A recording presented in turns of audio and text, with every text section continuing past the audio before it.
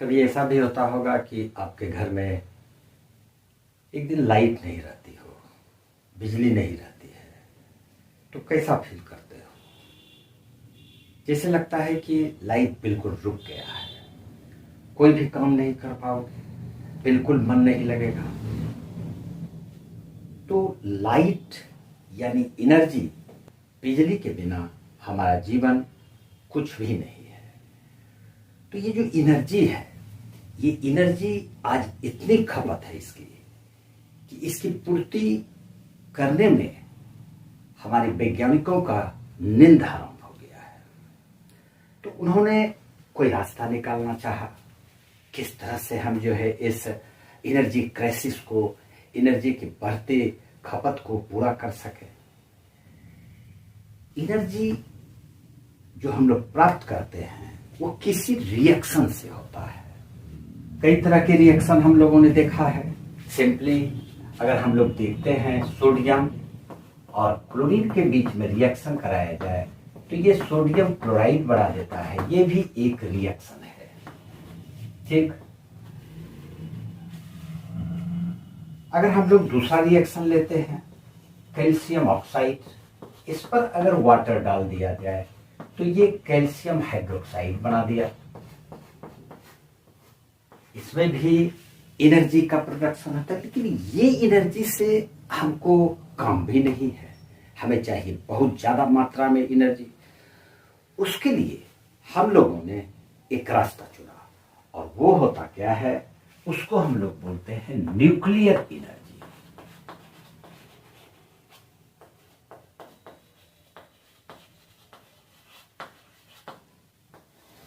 अब ये nuclear energy कहां से आएगी, ये न्यूक्लियर एनर्जी है क्या? सबसे पहली बात तो ये है कि ये न्यूक्लियर एनर्जी है क्या। जब हम लोग किसी न्यूक्लियस, किसी एटम के न्यूक्लियस को ब्रेक करते हैं, या जब हम लोग किसी दो छोटे छोटे एटम के न्यूक्लियस को फ्यूज करते हैं, तो ये एक रिएक्शन होता है। इसी रिएक्शन को हम लोग न्यूक्लियर रिएक्शन बोलते हैं। और इस न्यूक्लियर रिएक्शन के बाद हमें बहुत ज्यादा ह्यूज मात्रा में एनर्जी प्राप्त होता है। तो हम लोग न्यूक्लियर एनर्जी प्राप्त करेंगे। न्यूक्लियर एनर्जी किस तरह से प्राप्त किया जा सकता है, इसको हम लोग दो तरह से प्राप्त कर सकते हैं। एक है जिसको हम लोग बोलते हैं न्यूक्लियर फ्यूजन। एक तरीका है न्यूक्लियर फ्यूजन से हम लोग ह्यूज मात्रा में, इनॉर्मस मात्रा में एनर्जी को प्राप्त कर सकते हैं।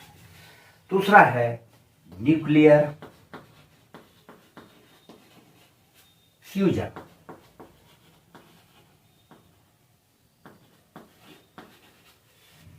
अब सवाल उठता है कि ये न्यूक्लियर फ्यूजन क्या है। न्यूक्लियर फ्यूजन पर आज हम लोग डिस्कस करेंगे। नमस्कार स्टूडेंट्स, राजेश कुमार आपका द यूनिवर्स एक्स रोड से आपका स्वागत करता है। रिक्वेस्ट रहता है कि आप जरूर हमारे इस चैनल को सब्सक्राइब कर लें, ये मेरा रिक्वेस्ट है आपसे। ठीक है, चलते हैं, हम लोग देखते हैं न्यूक्लियर फ्यूजन को। इसको समझने के लिए एक छोटा सा एग्जांपल मैं देता हूं। मान लो ये कोई एक हैवी न्यूक्लियस है, एक हैवी न्यूक्लियस है। इस पर हम न्यूट्रॉन से अटैक कराते हैं। ये न्यूट्रॉन है। जब इस पर न्यूट्रॉन से बॉम्बार्डमेंट करेंगे तो ये इस पर अटैक कराया जाता है, अटैक कराते हैं। तो होता क्या है कि ये एक न्यूट्रॉन इसके साथ कंबाइन करके पहले एक बड़ा न्यूक्लियस बना लेता है, और ये एक बड़ा न्यूक्लियस बनाने के बाद ये अनस्टेबल होता है। ये क्या है, ये अनस्टेबल है, ये स्थिर नहीं रह सकता है। और फिर क्या होता है कि ये टूट जाता है, ये टूट जाएगा। छोटे छोटे दो न्यूक्लियस में हो सकता है कि यहां पर और कई न्यूट्रॉन का प्रोडक्शन हो जाता हो। इसके अलावा एक बहुत ज्यादा मात्रा में हमको ये ई प्राप्त होता है। ई मतलब एनर्जी, और यही जो एनर्जी है इसी को हम लोग न्यूक्लियर एनर्जी बोलते हैं। और ये जो प्रोसेस देख रहे हो, इस प्रोसेस को हम लोग न्यूक्लियर फ्यूजन कहते हैं। एक तरह से हम ये भी बोल सकते हैं कि न्यूक्लियर फ्यूजन एक हैवी न्यूक्लियस है। हैवी न्यूक्लियस, इसको जब ये स्प्लिट करेगा तो यह तो छोटे छोटे न्यूक्लियस में ब्रेक होगा, तो हम इस प्रोसेस को न्यूक्लियर फ्यूजन का नाम देते हैं। एक एग्जांपल मैं देता हूं, उसको ध्यान से समझो, सारा क्लियर हो जाएगा। यूरेनियम 235,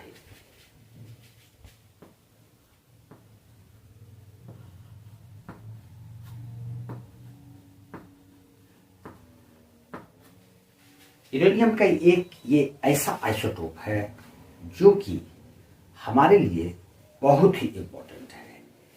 जिस कंट्री के पास ये जितना ज्यादा मात्रा में हो, वो कंट्री उतना ही धनी कहलाएगा, क्योंकि एनर्जी का सबसे बड़ा स्रोत में से एक माना गया है इसको। अब इस यूरेनियम 235 को हम लोग क्या करते हैं, देखो, मान लेते हैं ये यूरेनियम 235 है।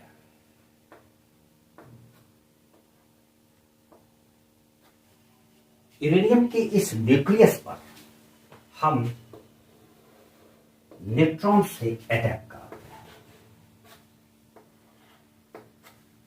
यहां से ये इस पर बम्बार्डमेंट कराए।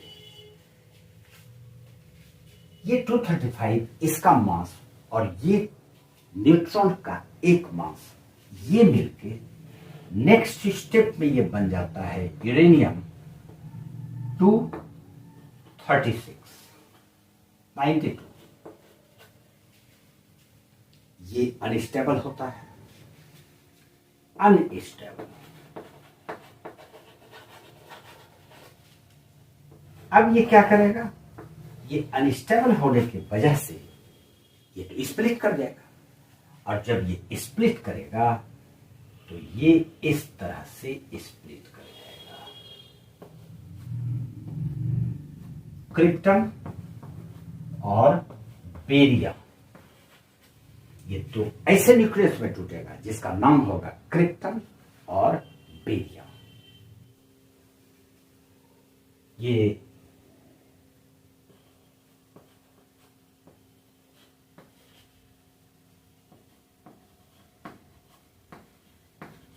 इसके अलावा